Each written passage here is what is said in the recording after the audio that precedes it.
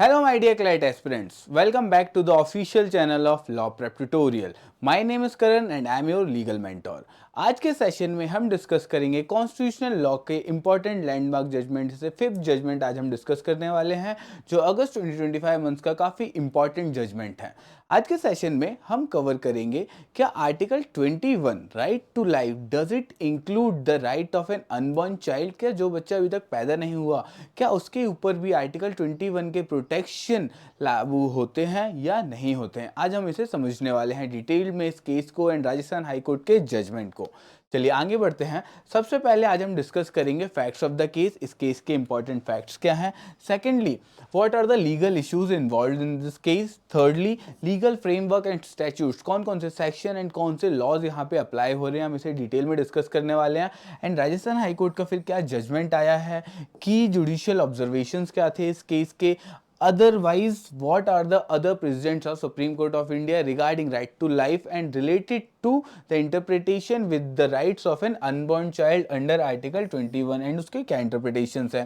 And then we'll study the comparative and statutory support and analysis. Secondly implication of the judgement, अब इस judgement के और आगे क्या इम्प्लीकेशंस होंगे, अदर केसेस में कैसे अप्लाई होगा। And finally conclusion of this case. चलिए आगे बढ़ते हैं।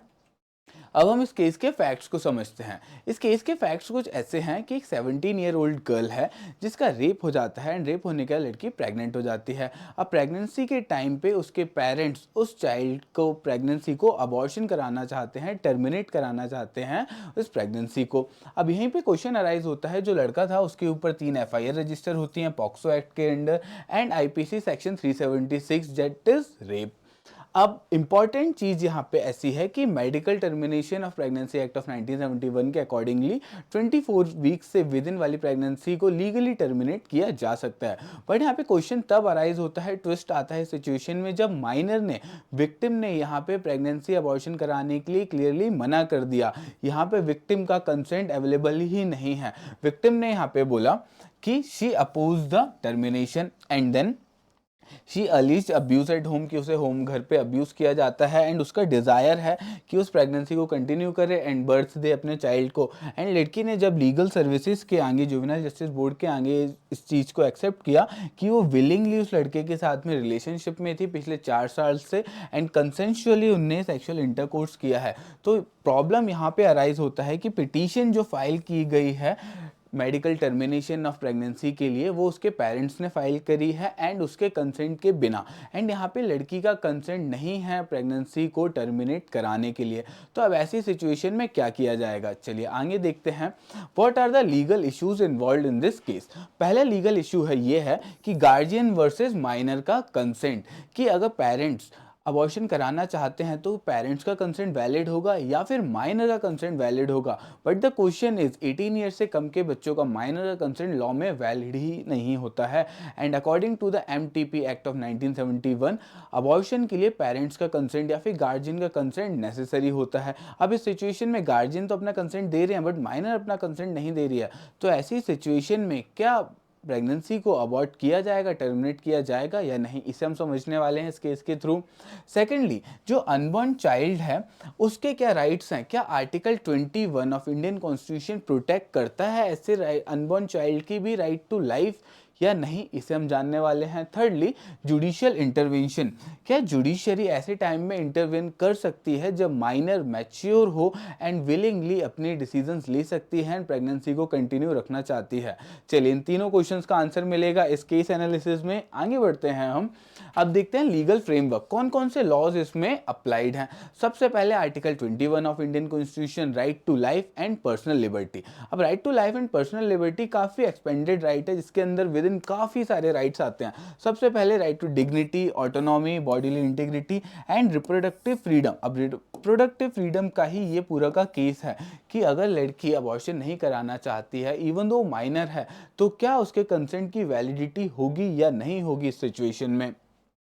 एंड इसी राइट टू लाइफ को ही एक्सपेंड किया था इसका scope in the case of Suchita Srivastava versus Chandigarh administration in the year of 2019 and accordingly secondly medical termination of pregnancy act of 1971 जिसका section 3 clause 4 sub clause A कहता है कि किसी भी माइनर के अबॉर्शन के लिए गार्जियन का कंसेंट नेसेसरी होता है एंड लॉ लीगली अलाउ करता है 24 वीक से पहले तक के प्रेगनेंसी को टर्मिनेट करने के लिए लीगली अलाउड है, बट उसमें मेडिकल बोर्ड की परमिशन रिक्वायर होती है, जहाँ पे 2 सीनियर डॉक्टर एडवाइस करते हैं, उनके सजेशंस के बाद ही कर सकते हैं।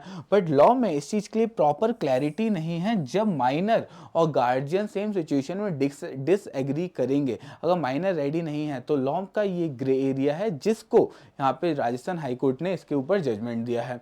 एंड आईपीसी के सेक्शन 312 टू 316 यहाँ पे इन्वॉल्व है। कमेंट सेक्शन में बताइए आईपीसी का सेक्शन 312 बीएनएस में कौन से सेक्शन में है।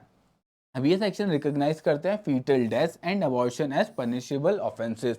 अब एक लीगल मैग्जिम है, legal maxim nasciturus pro iam nato habetur, जिसका मीनिंग होता है the unborn is considered born for safeguarding legal rights, की जो अभी पैदा नहीं हुआ है उसे भी कंसिडर किया जाएगा born to protect his legal rights. अब ये सारे लॉज हैं जो स्टैट्यूट्स इन्वॉल्व हैं इस केस में। चलिए आगे बढ़ते हैं। अब इस केस में कोर्ट का जजमेंट क्या आता है, राजस्थान हाई कोर्ट का। अब राजस्थान हाई कोर्ट ने सबसे पहले यहाँ पे बोला कि माइनर का जो कंसेंट है, कि माइनर ने इस सिचुएशन में डिसएग्री कर दिया है प्रेगनेंसी को टर्मिनेट करने के लिए, तो माइनर का कंसेंट प्रिवेल करेगा ओवर द गार्जियन कंसेंट। तो इस सिचुएशन में सबसे पहला क्या क्लैरिटी है कि consent of the minor prevails over the guardian in this particular case and victim showed emotional maturity and understanding of her decision. ठीक है।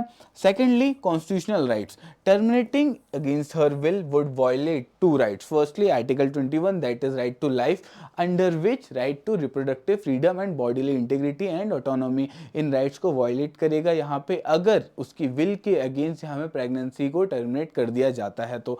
Secondly foetus article 21 right to be born, right to be born भी एक right है under article 21।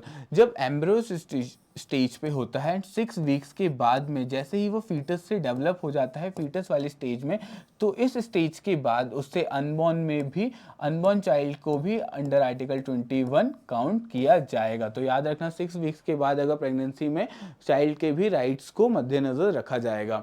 Thirdly medical assessment, medical board ने यहाँ पे बोला है कि कोई भी लाइफ थ्रेटनिंग रिस्क नहीं है लड़की को अगर वो प्रेगनेंसी को कंटिन्यू करती है तो। फोर्थली गार्जियन का role, what is the guardian's role? Guardian's consent cannot override a competent minor's autonomy। तो कोर्ट ने क्लैरिफाई कर दिया है ऐसी सिचुएशन में अगर माइनर रेडी नहीं है प्रेगनेंसी को टर्मिनेट करने के लिए तो गार्जियन का कंसेंट माइनर के कंसेंट को ओवरराइड नहीं कर सकता है। इसे हमें याद रखना है। ठीक है, चलिए आगे बढ़ते हैं अब कि जुडिशियल ऑब्जर्वेशन। तो क्या क्या ऑब्जर्वेशन है? पहला ऑब्जर्वेशन है autonomy will get prevail over the choice of a minor, की एज से ज्यादा इंपॉर्टेंट क्या है? पर्सन की autonomy, bodily autonomy. Secondly reproductive freedom, ये राइट्स ज़्यादा वैल्यूएबल है इन दिस सिचुएशन में। एंड आर्टिकल 21 के स्कोप को एक्सपेंड किया गया है। Article 21 includes right to carry pregnancy to term, not just the right to abortion. Right to abortion भी माइनर या किसी भी पर्सन का एक लीगल राइट है, बट अगर उसे कंटिन्यू करना चाहते हैं तो वो भी उसका राइट टू लाइफ के अंडर इंक्लूडेड है। Thirdly unborn right, unborn child is entitled to constitutional protection post viability, that means 6 weeks के बाद में अगर हार्ट बीट आना स्टार्ट हो जाती है तो उसे भी राइट टू लाइफ के अंदर इंक्लूड किया जाएगा। अब मेडिकल बोर्ड ने भी यहाँ पे कंफर्म कर दिया है कि प्रेगनेंसी से कोई भी डेंजर नहीं है विक्टिम की लाइफ को एंड कोई भी फेटल एबनॉर्मलिटी नहीं है फीटस में। ठीक है, guardian's role is advisory not absolute, इसे याद रखें। चलिए आगे देखते हैं अब सुप्रीम कोर्ट के पुराने क्या जजमेंट्स हैं। सुप्रीम कोर्ट ने प्रीवियसली प्रेसिडेंट में सेट कर रखा है in the case of Suchita Srivastava versus Chandigarh of the year 2009 and A versus state of Maharashtra of 2022। इन दो केस में सुप्रीम कोर्ट ने क्लियर किया था कि right to reproductive choice is also fundamental right under article 21 of Indian constitution. Family, state और courts can not override this unless in compelling interest, की जहाँ पे पर्सन की लाइफ को थ्रेट है तो वहाँ पे प्रोटेक्ट किया जा सकता है। अदरवाइज फैमिली, स्टेट या कोर्ट कोई भी उसके कंसेंट को ओवरराइड नहीं कर सकते हैं। And secondly in the case of mother of x versus state of Maharashtra, supreme court held that pregnant persons autonomy Trump's guardian और फैमिली ओपिनियन की। जो भी प्रेग्नेंट पर्सन है, प्रेग्नेंट फीमेल है, उसके राइट्स ट्रायम्फ करेंगे ओवर द कंसेंट और rights of guardian और देयर फैमिली ओपिनियन। तो कोर्ट्स यहाँ पे मद्देनजर रखेगा प्रेग्नेंट पर्सन की चॉइस क्या है, क्या वो प्रेगनेंसी को टर्मिनेट कराना चाहते हैं, अबॉर्शन कराना चाहते हैं, या फिर उसे कंटिन्यू करना चाहते हैं। तो जो भी माइनर या मेजर पर्सन होगा उसके राइट्स को, प्रेग्नेंट पर्सन के राइट्स को देखा जाएगा, उनके अकॉर्डिंग जजमेंट दिया जाएगा। चलिए अब देखते हैं आर्टिकल 21 में what are the interpretation of article 21 regarding the right of an unborn child. Firstly, unborn child post viability is a person within the meaning of article 21। That means कि 6 months 6 weeks के बाद में embryo stage से जब वो foetus में develop हो जाता है, हार्ट बीट आना स्टार्ट हो जाते हैं, तो उसे भी राइट टू लाइफ में इंक्लूड किया जाएगा। अब इसके पीछे का बेसिस क्या है कि वायबिलिटी आ जाती है, वो सर्वाइव कर सकता है, कैपेसिटी टू सर्वाइव है, तो फिर उसे राइट टू बर्थ का भी राइट है। Foetal heartbeat equals to life and life equals to legal interest to be protected by the constitution. अब स्टेट की क्या ड्यूटी है अंडर आर्टिकल 21? स्टेट की ड्यूटी है to protect the life of both mother and the unborn child. Secondly, balancing autonomy versus life requires contextual interpretation, कि यहाँ पे context fact to fact basis, हर सिचुएशन के बेसिस पे interpretation किया जाएगा लॉ का। ऐसा नहीं है कि ये कोई बेंचमार्क सेट कर दिया, ऐसा है तो इसके ऊपर फॉलो होगा, इसके ऊपर फॉलो नहीं होगा, ऐसा नहीं है। ओवरऑल सिचुएशन को देखा जाएगा, सिचुएशन के कंटेक्स्ट को पढ़ा जाएगा एंड कंटेक्स्ट फैक्ट्स के हिसाब से हमेशा आंसर किया जाएगा, लॉ का इंटरप्रिटेशन किया जाएगा। अब देखते हैं कंपैरेटिव एंड स्टैट्यूटरी सपोर्ट इस सिचुएशन में। इंडियन पिनल कोड का सेक्शन 316 पनिश करता है for causing death of an unborn child that is culpable homicide under section 316। जब medical termination of pregnancy act आया था 1971, उसमें अलाउड नहीं था 24 वीक्स तक की प्रेगनेंसी को अबॉर्ट कराना, बट जो 2021 में अमेंडमेंट आया है उसके बाद से लिमिट को 20 वीक्स से रेस करके कितनी कर दी है, 24 वीक्स लिमिट को रेस कर दिया है। 24 वीक्स तक लीगली परमिसेबल है प्रेगनेंसी को टर्मिनेट कराना। एंड यहाँ पे एक्नॉलेज किया गया right of rape survivors but silent on parental versus minor conflict. यहाँ पे रेप सर्वाइवर के राइट के लिए तो बात की गई है, उनके राइट की, बट ऐसे डिस्कशन नहीं किया गया या लॉ में इसके ऊपर क्लैरिटी नहीं दी गई कि अगर माइनर या फिर जो भी रेप सर्वाइवर होगा उसके एंड उसके पेरेंट्स के बीच में कॉन्फ्लिक्ट ऑफ सिचुएशन होगी, कि दोनों का कंसेंट डिफरेंट चीज़ के लिए होगा, कॉन्फ्लिक्ट वाली सिचुएशन अराइज हो रही होगी। अब थर्ड देखते हैं, हिंदू सक्सेशन एक्ट के अकॉर्डिंगली अनबॉर्न चाइल्ड अगर वॉर्म में है तो he can inherit property and legal personhood assume कर लिया जाता है। ठीक है, तो अगर वॉर्म में भी चाइल्ड है तो हिंदू सक्सेशन एक्ट के अकॉर्डिंगली वो चाइल्ड प्रॉपर्टी इनहेरिट कर सकता है। And according to the international convention of UNCRC, India is a signatory of it that supports right to life of from conception के टाइम से भी right to life को हम सपोर्ट करते हैं, हम सिग्नेटरी भी हैं इस कन्वेंशन का। चलिए ये तो हो गया ओवरऑल कंपैरेटिव स्टैट्यूटरी सपोर्ट, कौन कौन से लॉज यहाँ पे इन्वॉल्व थे, कौन से लॉ के अंदर क्या कहा गया है regarding the right of unborn child. अभी देखते हैं implication of the judgement and conclusion.